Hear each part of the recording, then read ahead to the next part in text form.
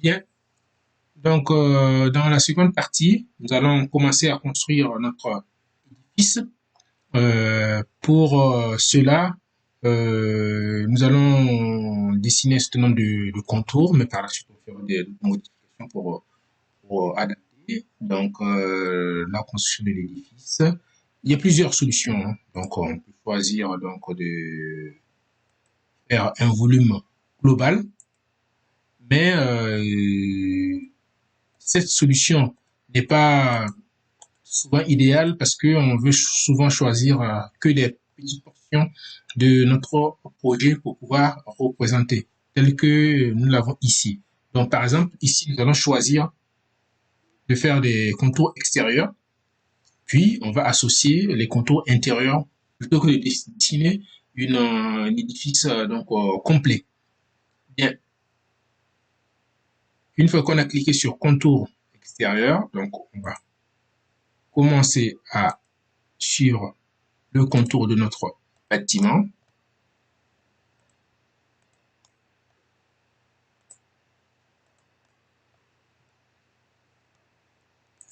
Même si nous avons des erreurs sur certains points qu'on a choisis, en fait pas, nous avons la possibilité de revenir pour faire les corrections sur les cotations.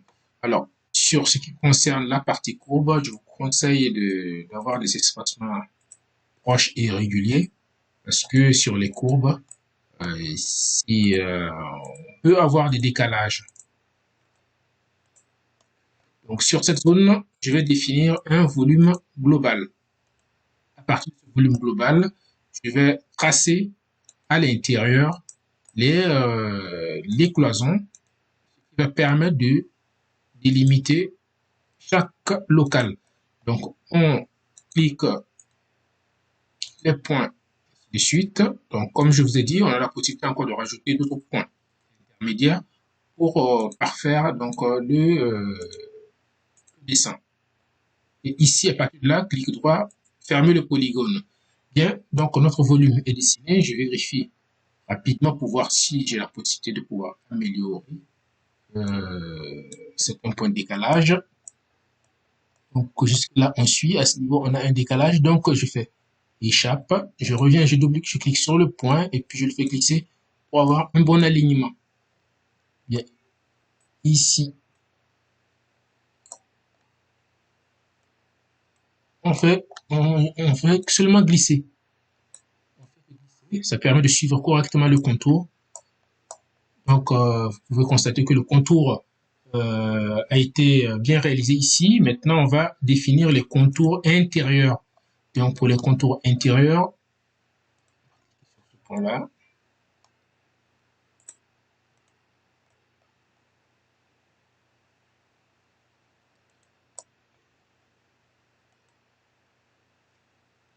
Si un point a été mal placé, on peut faire toujours CTRL Z, ça permet de revenir. Et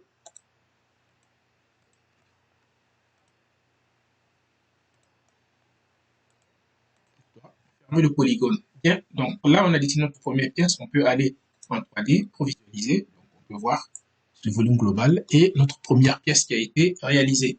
Donc, je reviens. Par la suite, on va modifier les volumes. Ici, on voit qu'il y a un petit décalage. On peut corriger ça. Donc, sur ce point, on le fait glisser. Voilà. Donc, ça adhère parfaitement avec les bords. Donc, ensuite, contour intérieur.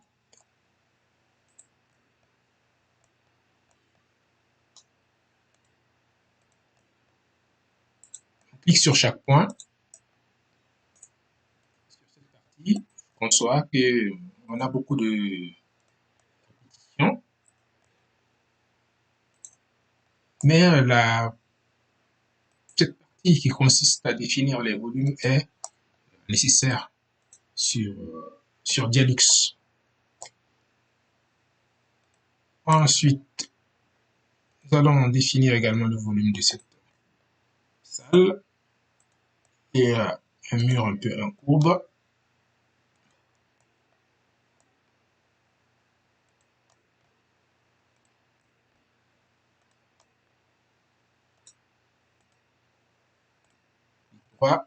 Fermé.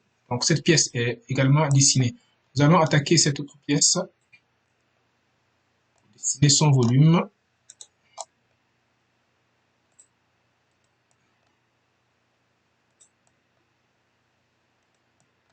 Puis, donc, ce mur qui est en courbe, toujours, comme je dis, on doit réduire l'espacement pour que notre addition soit le plus parfait. Fermer polygone. Bien, donc la pièce 4 est dessinée. Nous allons aborder maintenant la pièce suivante qui va certainement prendre le nom de pièce 5.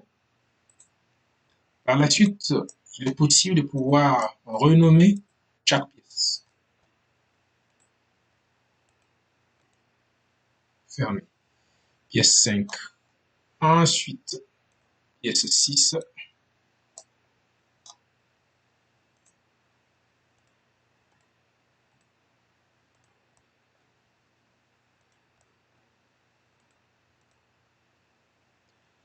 Pièce 6 effective.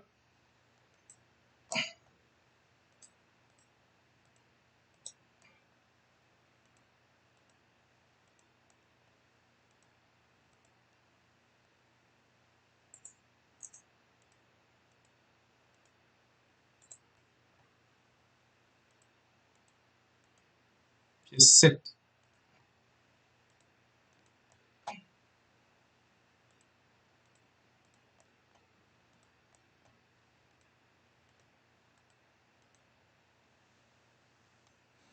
Bien, donc on va regarder en 3D ce que ça donne. Voici donc la pièce, le volume des locaux dessinés.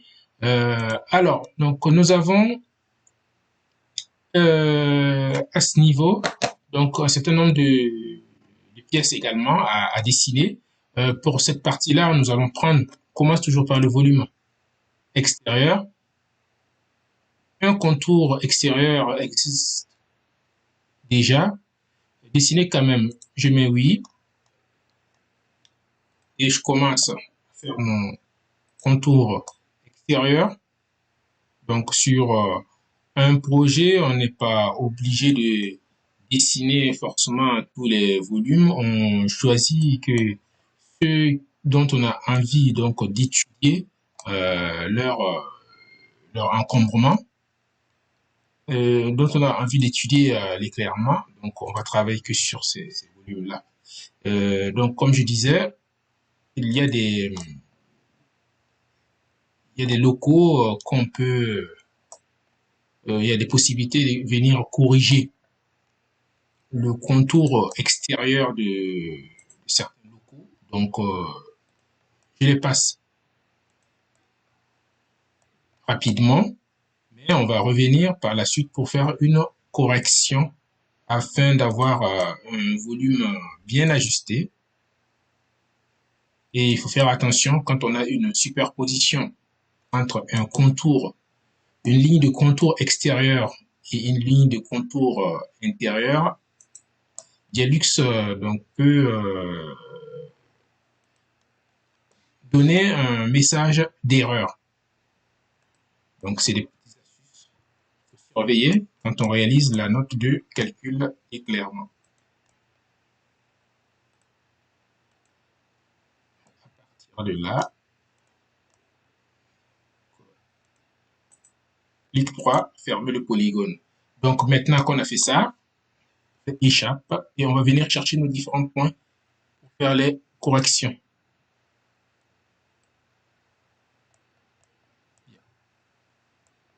Ici, nous sommes donc, bien positionnés. Nous pouvons ajuster.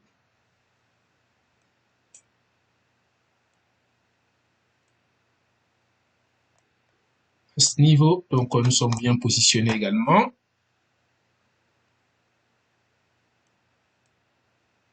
On est ajusté.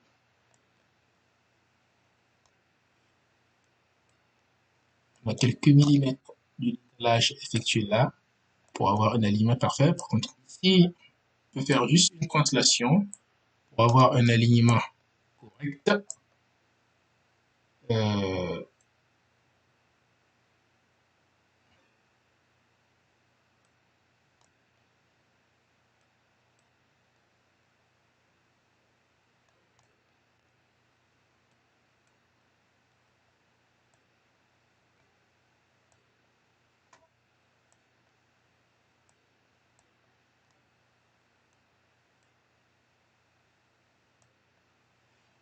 donc à partir de là, donc le contour extérieur est parfait. On va réaliser les contours intérieurs. Ah, là j'ai un décalage, je vais corriger ça rapidement. Donc échappe, ce qui va me permettre de pouvoir saisir les petits points. Voilà, donc parfait, on est bien. Contour intérieur maintenant, donc je vais définir donc ce local. Nous allons définir les contours de ce local.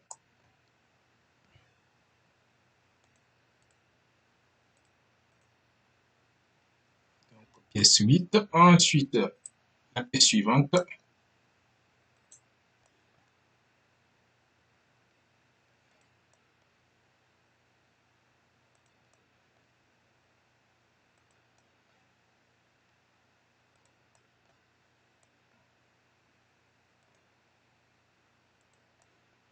Bien, donc niveau, donc faut faire attention à cet endroit. Donc il y a un petit un renfoncement, donc il faut tenir compte, droit, fermé. Donc on va procéder à des corrections sur cette partie-là parce que il y a des légers, il y a des décalages. Ici on est bien sur cet angle, on est bien. Et donc sur cet angle on est bien également. Donc je vais faire l'alignement ici.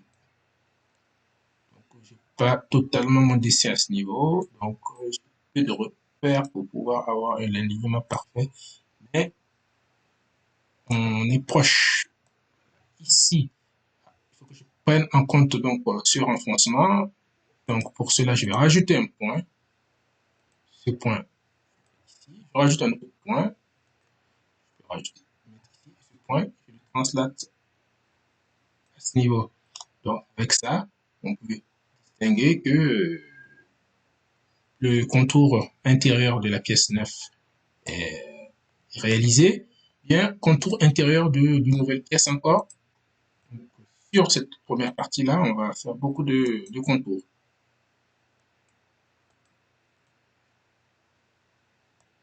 Bien. Nous allons maintenant faire le contour intérieur de notre circulation.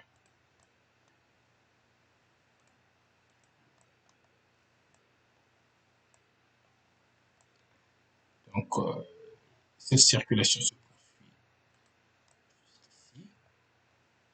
Nous avons une porte à ce niveau, donc on a un angle là, second angle ici, un point ici, un autre point là,